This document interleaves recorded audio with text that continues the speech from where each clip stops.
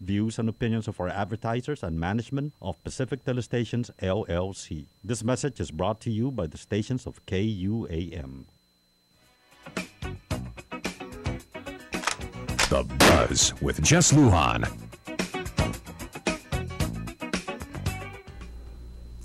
Good evening, Guam. I'm Jess Lujan. Welcome to this edition of The Buzz. I'm in studio with my guests, of course, Senator Aline Yamashita. We'll be talking two different issues tonight. We'll be talking kind of redoing, maybe privatize a little bit, some concerns in regards to zoning. And gosh, I have firsthand knowledge in some of the workings over there, as well as preschooling.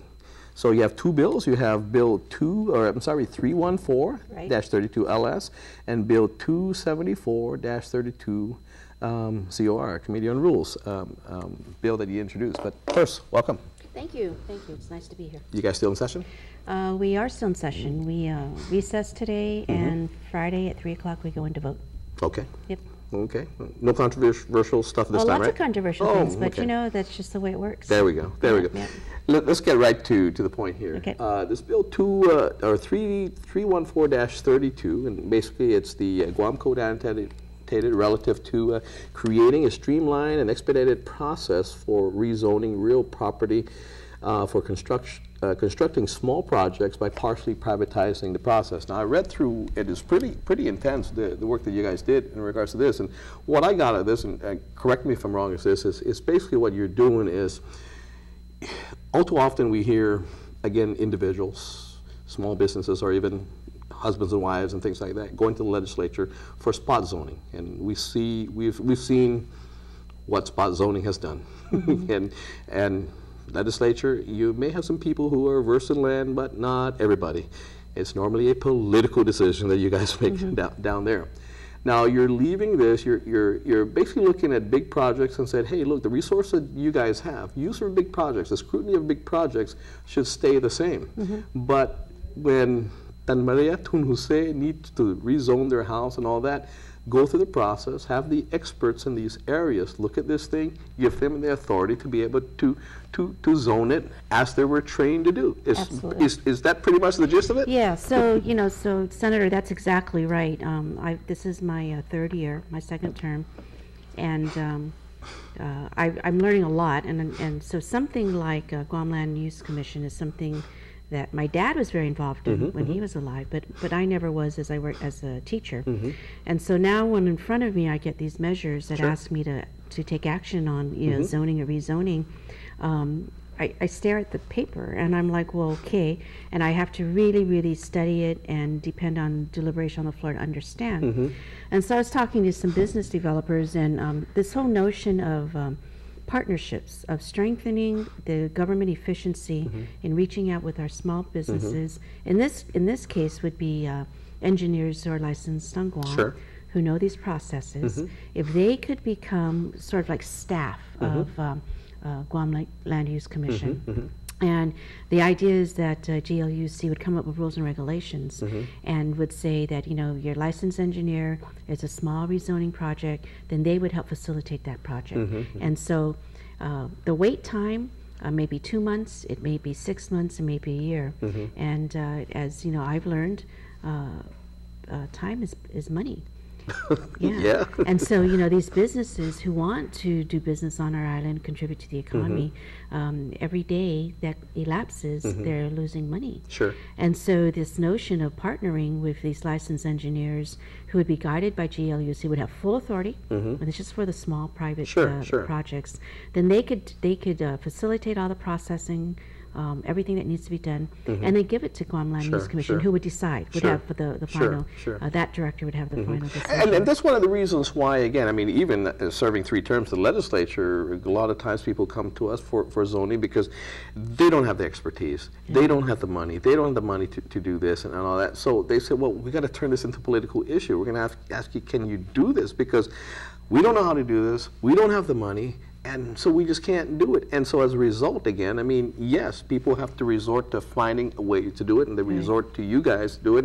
And as a result, we have planning that is really unplanned at this point. That's why we have homes like this, and all of a sudden, boom, right in the middle. So I totally agree. And when we're looking at stretched entities at this point, stretched economic situations, what I'm reading basically here is that, you know, the work the work that really needs to be done, the attention to maybe bigger projects, maybe that's what the staff should devote the scrutiny to intensely, and give that resource to that. Because if you're looking at a divided time throughout a day, if you have all these zonings, you have one very huge project, you have 6 very small projects, you're having to divide all this time between all these projects, and really everybody moves at a snail's pace. But if you can divide that, put that intense scrutiny into the bigger projects, and let these go, then these intense projects, their scrutiny and their time approval or not will be at a faster rate. And how many businesses maybe have turned away because of just looking at, man, it took us 2 years or 3 years to get this done. Right. And as you said, time is money. So I have personal knowledge on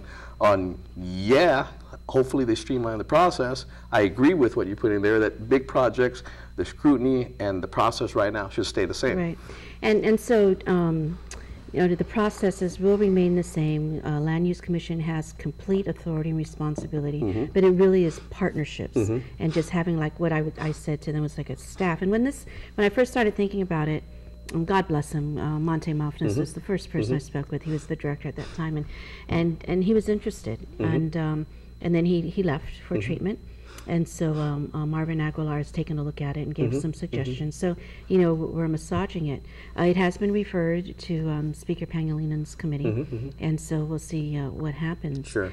But, you know, I've learned one of the first measures in this mechanism of public-private partnerships was with the road testing for our cars. And so we succeeded and got a measure passed for Class A vehicles. Once upon a time, it would take 8 months to get a road test. And again, for people... And that could be canceled. Yes, and so for people who are moving to Guam and needed a driver's license, you know, and you know, license from elsewhere would be good for 30 days and then expires, right? So we put that through, and it's really cut down the time from 5-8 months to now at Reventax 5 days. But we have 5 companies who are outsourced, and sometimes they could do it in 24 hours. So for me, and then we've just passed a measure that does it for the bigger vehicles. And so right now Reventax is working on their commercial vehicles. The commercial vehicles, yes. And so for me, if government can partner with the private folks and still remain the authority of it, then I think that's a real win-win, because it really fosters business development, economic development. And it removes the bottleneck, the log jam that comes about, and I tell you, myself being involved in a project, in a big project, just recently gotten GLC approval. It took a long time, but I think you know, again, and it should have taken a long time because of the scrutiny, but I think it would have taken lesser time if we had more resources to put to devote the time, rather than stretch out the already thin process in regards to the manpower they have. So if they concentrate on maybe bigger, more intense project that, you know, maybe have archaeological issues, you know, the fauna and issues like that. If you do that, that process will probably be quicker if you have more people and minds looking at it, and the small project have a expedited process, but still have the scrutiny and making sure that they're doing it right, and people held accountable for those approvals. And let me say that when these issues do come to the legislature, the processes are still our responsibility. Sure. So whichever committee it goes to, that chair makes sure that all of these steps always have to have the map, the certified maps. I mean, it's just, but it's For example, we got some land in Agate given to the mayor's office so they could use it. It was the old fire station, and that just took us like over a year, and it was crazy because it was like, well, okay, what's the issue again? Yeah. And it was just, it was all of these things that I had to really teach myself to know really what I was talking about. But if I had an engineer who could look at that, I mean, that was an exchange that just was sensible, right?